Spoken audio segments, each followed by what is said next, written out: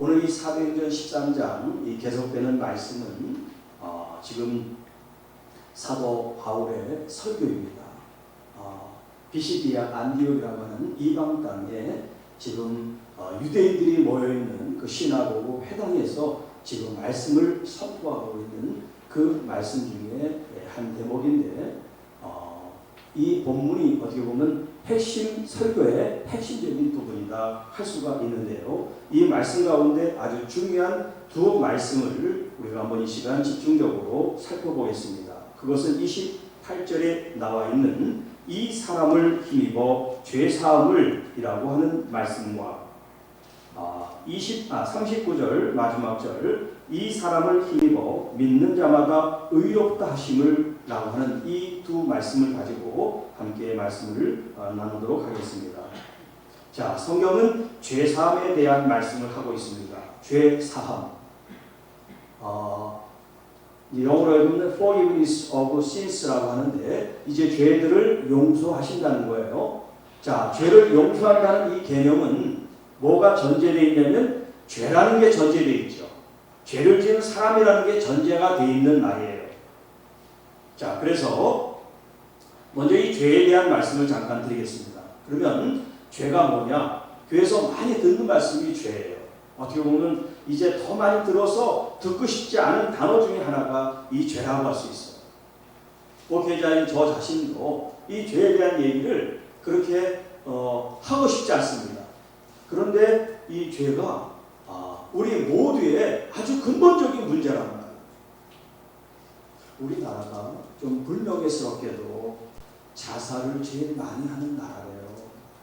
자살을. 얼마나 마음이 안타까운지 몰라요. 여러분, 우리의 이 귀중한 생명을 스스로 끊는다고 할 때 얼마나 그 사람의 그 한계점, 얼마나 정말 그 마음이 절벽 같고 절망 같으면서 스스로 목숨을 끊을까, 그런 안타까움이 있습니다. 거기에 대해서 또 돌을 던지는 사람들이 있는데, 여러분 그 죽음을 우리가 모욕하지 마시면 좋겠어요.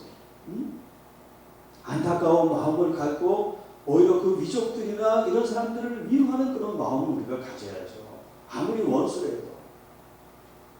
그만큼 여러분이 죄라고 하는 것은 정말 우리 스스로 해결할 수 없는 너무나 무겁고 중요한 문제라는 거예요. 수치심을 가리기 위해서, 그 수치가 드러나지 않기 위해서 그런 마지막 수단을 쓰는 것이 얼마나 안타까운지 몰라요. 왜냐하면 우리 모두가 죄인인 거예요.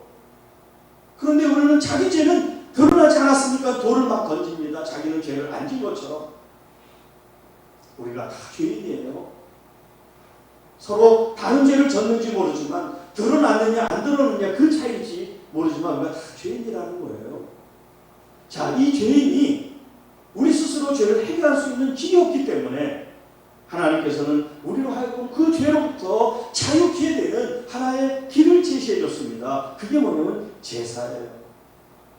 짐승을 잡아서 그 짐승 머리에 내 지은 죄를 전가시킨다는 거예요. 그러면 죄를 짓지 않은 이 짐승이 내 죄를 대신해서 죽은 거예요. 피를 흘립니다. 그렇게 하나님이 우리의 죄가 용서되는 길을 주셨어요. 그런데 이 길은 불완전한 길이에요. 임시 방편이에요. 영원하지 않아요. 그래서 이제 하나님께서 이 땅의 짐승 제물의 피가 아닌 하나님 자신의 피를 흘리기를 원하셨어요. 더 이상 사람들이나 짐승이나 그 죄 때문에 고통받지 말고 자유케 되라고 우리 주님께서 이 땅에 오셔서 십자가를 통하여 당신의 피를 쏟음으로 생명이 죽은, 내가 죽을 그 자리, 내가 피 흘릴 그것을 우리 하나님의 아들 예수님께서 대신 우리를 향해서 이제 전가 받으시고 속량, 구속, 대속, 구원하셨어요. 그래서 이 구원을 가지고 속량이라는 표현을 쓰는데, 이것은 뭐냐면 죄값을 대신 돈으로 환산해서 이제 치렀다는 그런 표현이에요. 우리가 이제 누군가로부터 돈을 빌려서 이제 채무가 있어요. 그런데 나는 그걸 갚을 줄 알았는데 갚을 수가 없어요. 그런데 누군가가 좋은 사람이 내 대신 그 빚을 갚아줬어요. 그러면 나는 그 빚에 대해서 탕감을 받고 이제 채무로부터 자유하게 됐어요. 내가 갚을 필요가 없어요. 누군가가 완전히 갚아줬기 때문에. 이게 바로 성량이에요. 우리가 죄를 있어서 이 죄로 말미암아 죽을 수밖에 없지만 예수님이 대신 값을 치른 것처럼 돈으로 값을 치른 게 아니라 예수님은 생명으로 값을 치르신 거예요. 그러니 여러분, 우리 한 사람 한 사람들이 얼마나 존귀한 사람들이고 대단한 사람들이냐면 예수 그리스도를 믿는 여러분들은 예수님의 핏값으로 산 사람들이에요. 예수님의 핏값으로 구원을 받은 사람들이에요. 예수님의 핏값으로 죄 사함을 받은 사람이에요. 하나님이 용서한 사람이에요. 그런데 사람이 사람을 용서를 못해. 하나님도 용서하셨는데 우리가 하나님 자리에 있으려고 하는 것, 이걸 시편에서 제가 말씀을 드렸죠. 이게 바로 악이다, 죄다, 교만이고 오만이라고 말씀드렸죠. 우리가 남을 재단하고 정죄하고 판단하고 돌을 던지는 이게 뭐냐면 하나님이 심판하실 걸 내가 하는 거기 때문에 내가 하나님이 되는 거예요. 그게 바로 큰 죄라는 걸 우리가 아직 몰라요.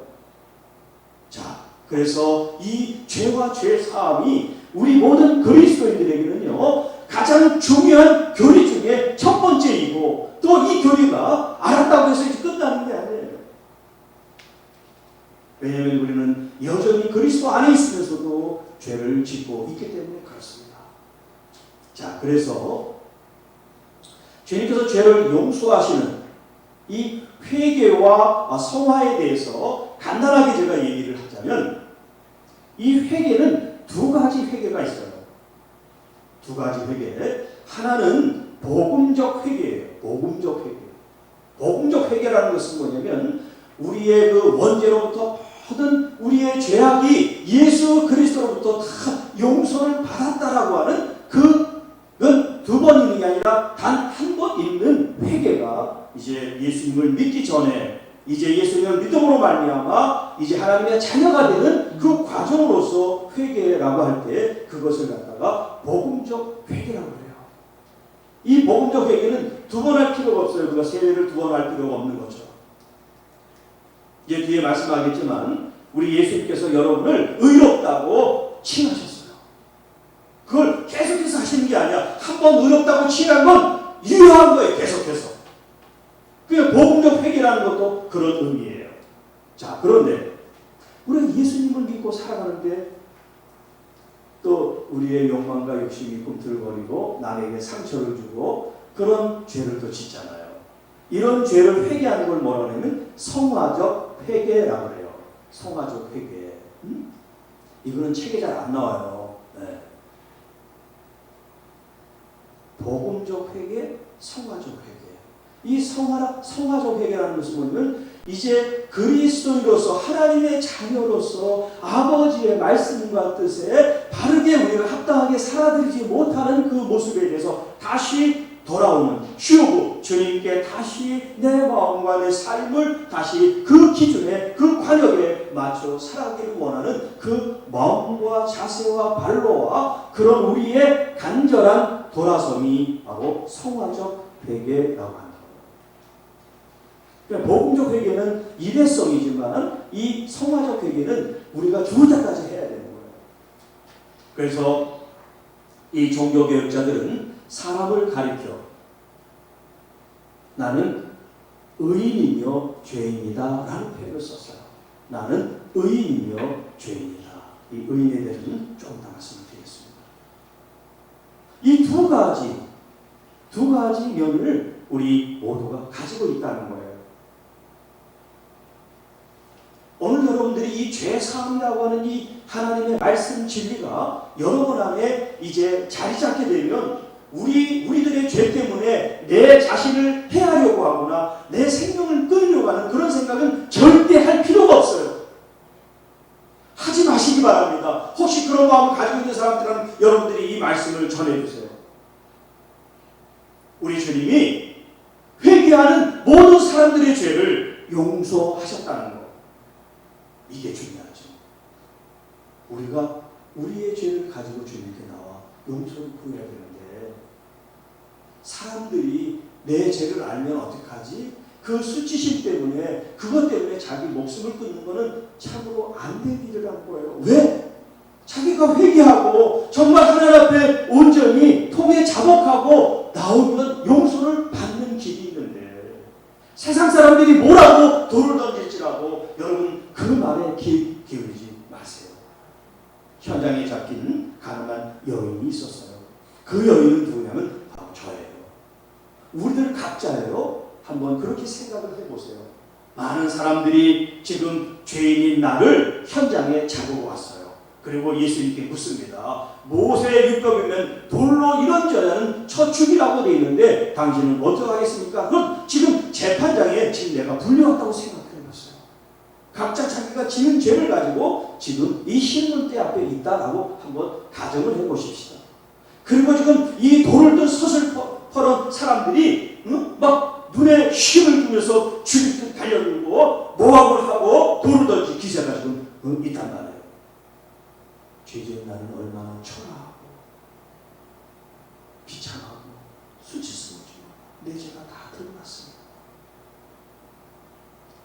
그때 이 여자가 기대할 건 바로 재판장이신 그분이에요. 그분의 이 말씀에 따라 판단에 따라 내가 죽을 수도 있고 살게 되는 거예요. 그런 초조한 시간에 이 재판장님은 뭘 했냐면 땅에 글씨를 쓰셨어요.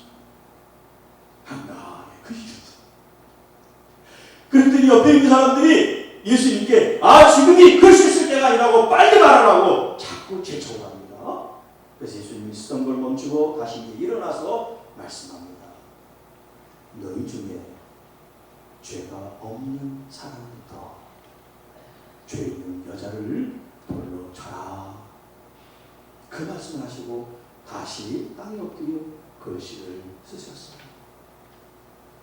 자, 그런데 놀라운 것은 뭐냐면 그 주님의 말씀을 듣고 나이 든 사람부터 청년이들까지 양심의 가책을 받고 들려있던 돌을 다 내려놓고 그 자리에 다 떠났다는 거예요. 한 사람도 남김없이.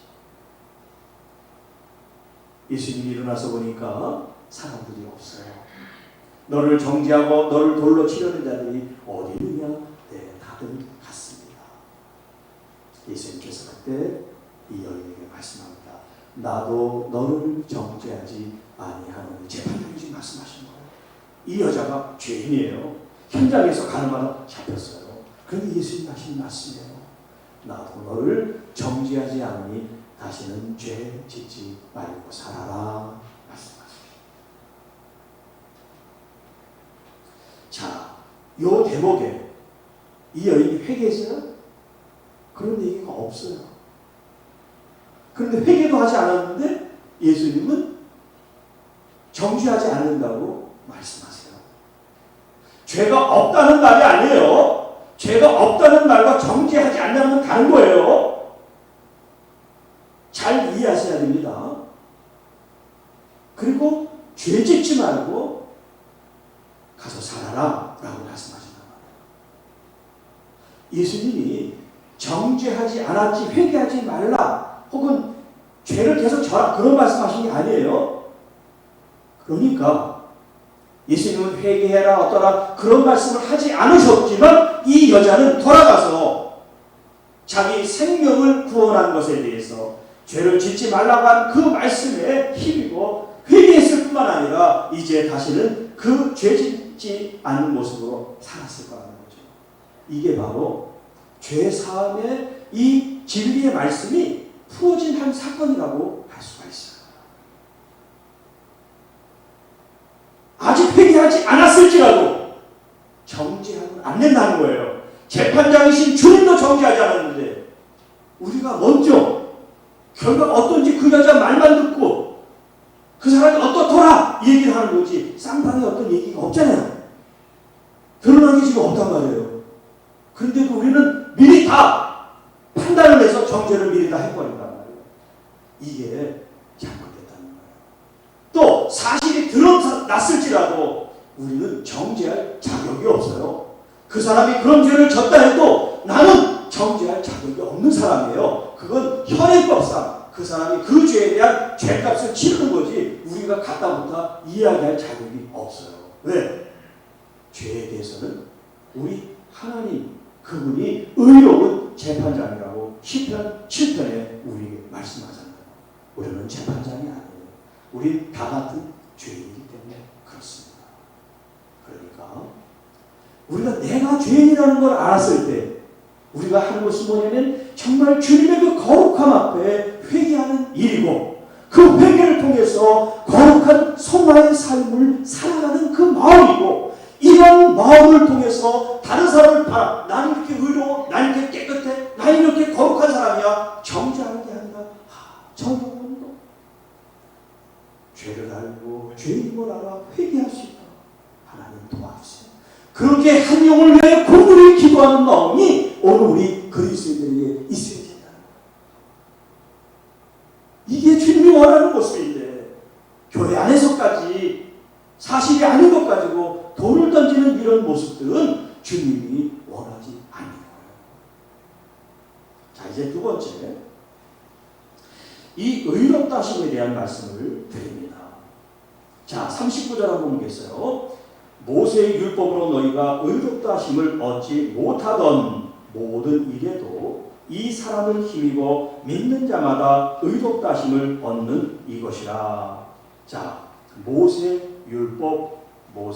율법이라고 하는 말씀이 나와요. 자, 지금 이 본문은 펴두시고 그 사도행전 바로 뒤가 이제 로마서인데요. 로마서 3장으로 한번 넘어가 보십시다. 자, 로마서 3장 그 뒤에 바로 있으니까 찾기 쉽죠. 로마서 3장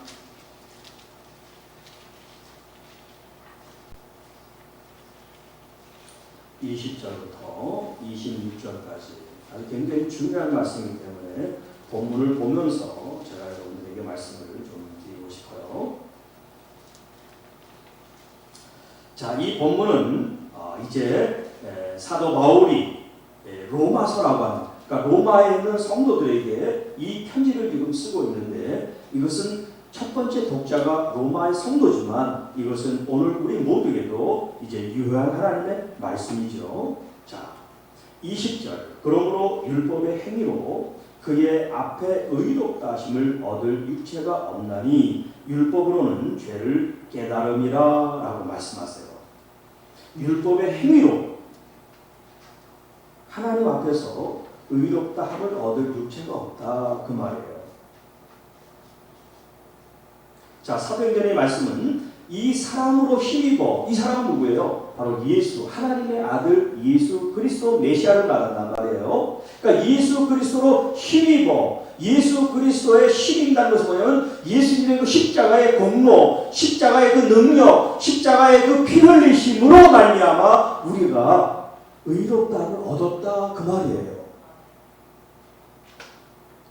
율법의 행위로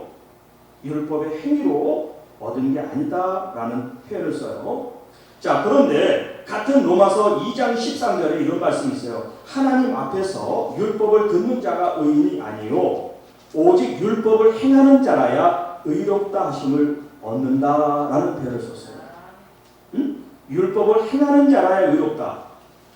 그 말하고 지금 여기 20절에 율법의 행위로 그 앞에서 의롭다 하심을 얻을 육체가 없다. 이게 지금 서로 대립되고 상충되는 말씀이에요. 자, 요거를 이제 잘 해석을 해야 되는데요. 로마서 2장 13절에 율법을 행한다고 하는 것은 이 율법이 바로 토라, 예수 그리스도를 말씀하는 거예요. 그러니까 예수 그리스도 안에서 주님을 믿음으로 말미암아 고백하는 것만이 아니라 그 삶으로 살아가는 사람, 바로 크리스찬들, 그 사람은 이미 의롭다함을 얻은 사람들이에요. 율법이 아니고 그 율법이신 예수 그리스도로 말미암아 우리가 구원함을 받은 겁니다.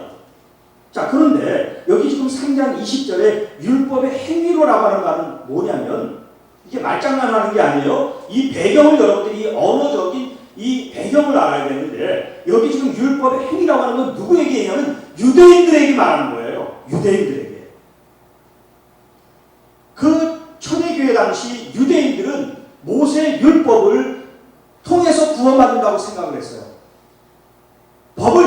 지키면 구원받는다고 생각을 한 거예요. 그런데 법을 잘 지켜서 구원받는 게 아니라 우리가 죄를 용서받는 방법은 율법을 잘 지켜서가 아니에요. 피 흘림을 통해서 우리의 죄가 전가되고 우리가 이제 용서를 받은 거예요. 그게 하나님의 이 죄에 대한 해결 방법이세요. 예수님 자신이 십자가를 통해서 이 피 흘림, 이 대속하신 피 흘림이 되셨기 때문에 우리가 죄 사함을 받은 거예요. 우리가 율법을 지키고 안 지키고 그게 아니에요.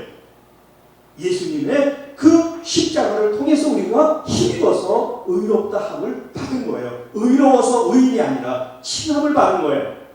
그래서 이제 믿음으로 의롭다라고 하는 이 표현을 써서 이신칭의 justification이라는 그런 표현을 써요. 한번 따라합시다. 이신칭의. 우리가 믿음으로써 요한복음 1장 17절 나오죠. 믿음으로써 이제 의롭게 됐다는 거예요. 그게 의롭게 칭함을 받았다는 거예요. 또 이제 학자들은 이신득의, 의를 얻었다라는 표현을 써요. 그래서 학자들마다 칭의가 맞냐 덕의가 맞냐 서로 싸워요. 그래서 내가 싸우지 말라 그랬어요. 왜냐면 이게 같은 의미를 띠고 있기 때문에.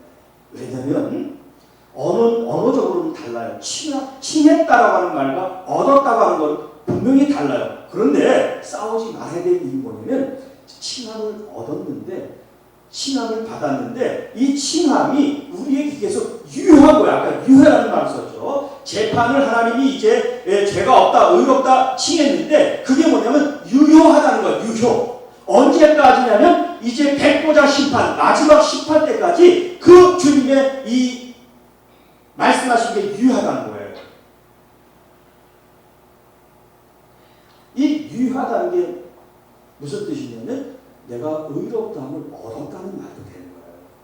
그러니까 득의란, 이신득이라는 것도 틀린 말이 아니에요. 그러니까 그거 가지고 싸우지 말라는 거예요. 득이든 칭이든 중요한 건 뭐냐면 예수 그리스도로 힘입었다는 거예요. 예수 그리스도로 말미암아 우리가 죄 사함을 받고 의롭다 함을 얻었다는 거예요. 그래서 여러분 아까 그런 종교 교역자들이 사람에 대해서 우리는 의인 동시에 죄인이다, 죄인인 동시에 의인이다라는 표현을 썼죠. 자, 그러면 또 여러분들이 그런 질문할 수도 있어요. 아니 의인이 어떻게 또 죄인이고 죄인이 어떻게 또 의인이 되느냐, 그런 표현을 또 쓸 수도 있어요. 그것도 맞는 말이에요. 아니 목사님 뭐가 맞냐고 확실하게 얘기하시라고. 이것도 맞고 저것도 맞고. 왜냐면 우리가 통합주의이기 때문에 통합을 해야 돼요. 통합. 그래서 난 이 통합책이 너무나 좋아. 이 융합시대에 통합을 잘해야 된다. 서로 싸우지 말고 통합을 하면 다 길이 있어요. 응?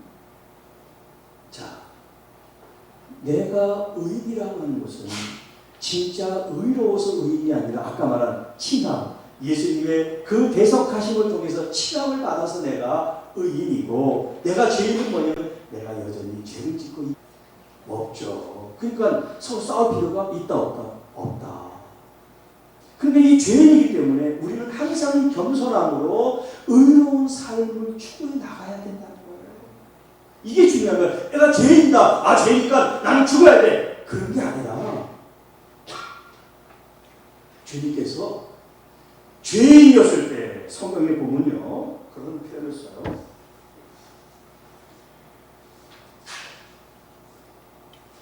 로마서 5장에요. 우리가 아직 연약할 때, 또 5장 8절에는 우리가 아직 죄인 되었을 때, 그리고 10절에는 우리가 원수 되었을 때 예수님께서 우리를 위해서 죽으심을 당했다라는 표현을 써요. 그러니까 내가 죄를 회개했냐 안 했냐 그거까지 자꾸 얘기할 필요 없어. 이미 주님의 이 사건, 주님이 이 십자가를 진 것을 내가 죄를 알지도 못했을 때, 주님을 알지 못했을 때 이미 주님은 나를 위해서 십자가에 내어주시고 먼저 재판장으로서 판결문을 낭독하셨어요. 나를 믿는 모든 사람은 죄인이 아니라 의롭다 인정을 받는다. 이게 유일한 거예요.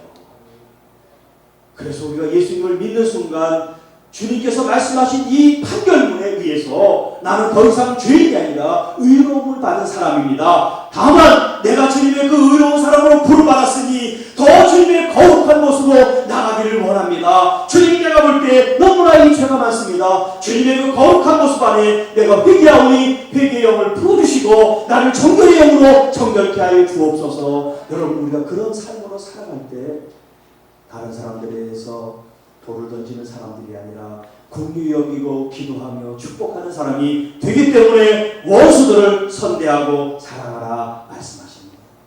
우리가 정말 예수님의 그 믿음 안에 예수님을 믿는 그 힘을 얻음으로 말미암아 구원받은 하나님의 자녀라 그럴 때 우리의 근본이 달라져요. 옛날에는 비판하고 판단하고 정죄했지만 이제 내가 구원받은 사람은 예수님의 생명이 있단 말이에요. 예수님의 DNA가 있단 말이에요. 예수님의 혼이 있단 말이에요. 예수님의 말씀이 내 안에 있는데 어떻게 내가 다른 사람에 대해서 미움이 막 나올 수가 있어요. 그래서 성경은 말합니다. 죄는 마귀가 주는 것이다. 죄는 마귀가 주는 것이다. 내 안에 마귀가 들끓는 거 여러분 용납해서는 안 됩니다. 마귀는 이 죄를 먹고 살아요. 틈을 보이면 안 돼요. 물론 우리가 완벽하게 의로울 수 없습니다. 그러나 나 자신을 항상 돌아보면서 주의 말씀이 기준이 되기 때문에 말씀을 읽고 묵상하고 이 말씀을 먹어야 되는 줄로 믿습니다. 시편 말씀을 들은 타교의 선교님이 그런 말씀을 했어요. 목사님 말씀을 들을 때 인터넷 동의를 자기가 듣는 것 같다고. 할렐루야. 오늘 여러분들이 갈망하는 마음이 있을 때 그게 부흥회도 되고 그게 은혜도 되는데 갈망이 없으면 나랑 아무 상관이 없게 돼요.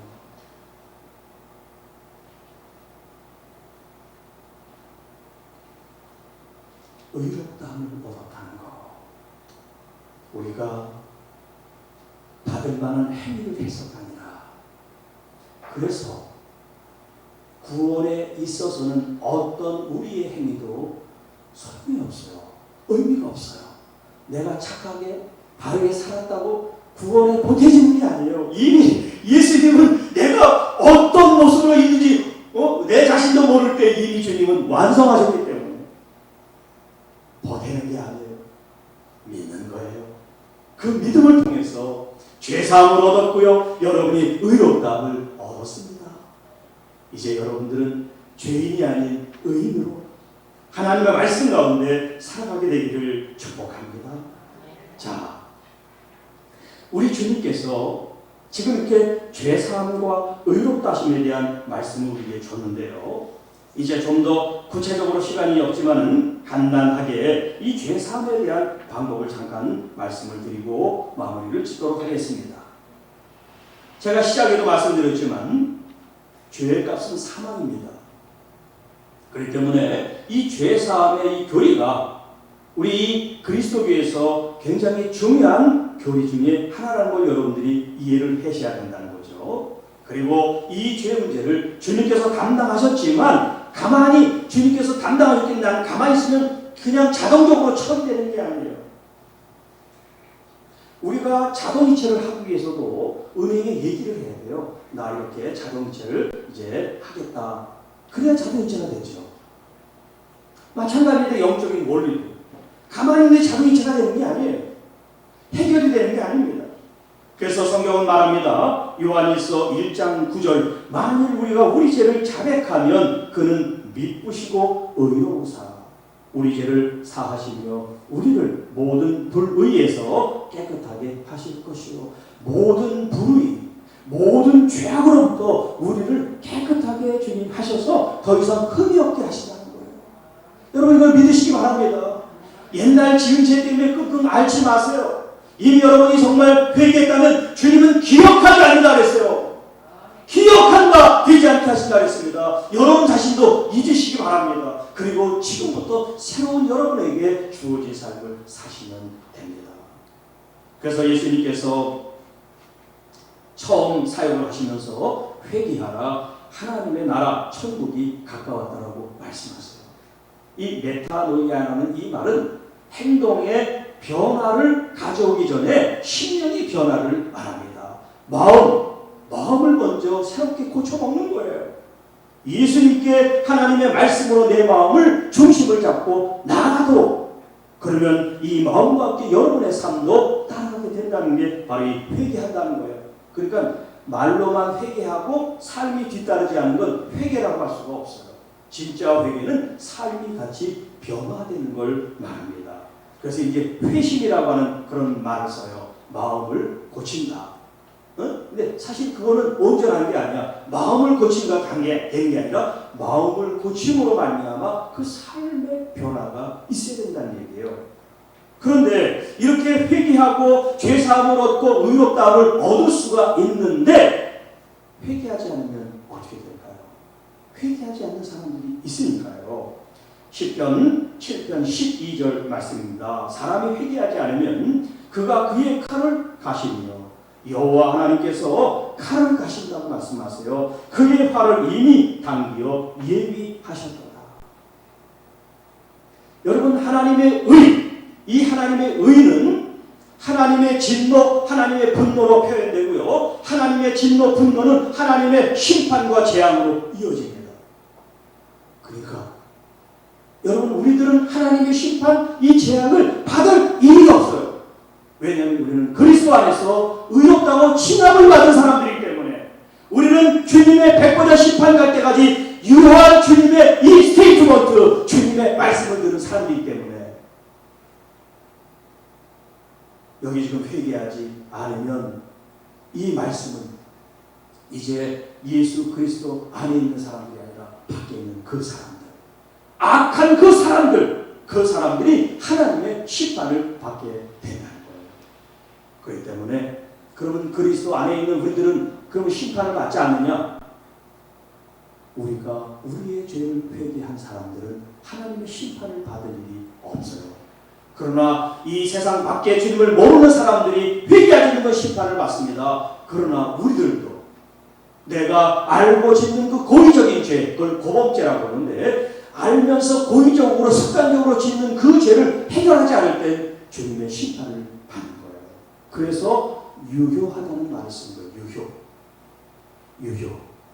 이 유효라고 하는 것은 우리들에 의해서 이 유효가 끝날 수도 있어요. 그래서 성경에 보면은 그 은혜를 받고 성령을 체험한 사람도 주님을 배도하고 배반한 그 사람들에 대해서 다시 은혜를 받지 못한다고 성경은 말하고 있어요.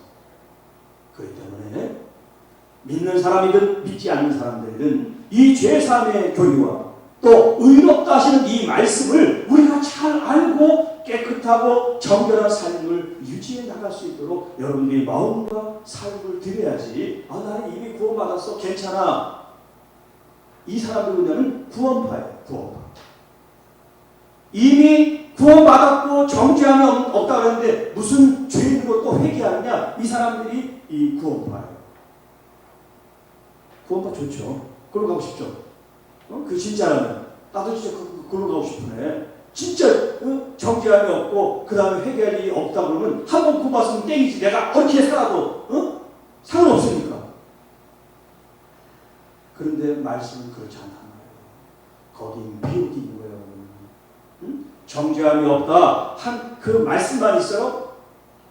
성경에는 그 말씀을 이제 우리가 해석하고 보충할 수 있는 말씀들이 얼마나 많이 있는데요. 구원을 두렵고 떨림으로 이루라는 말씀들이 있고요.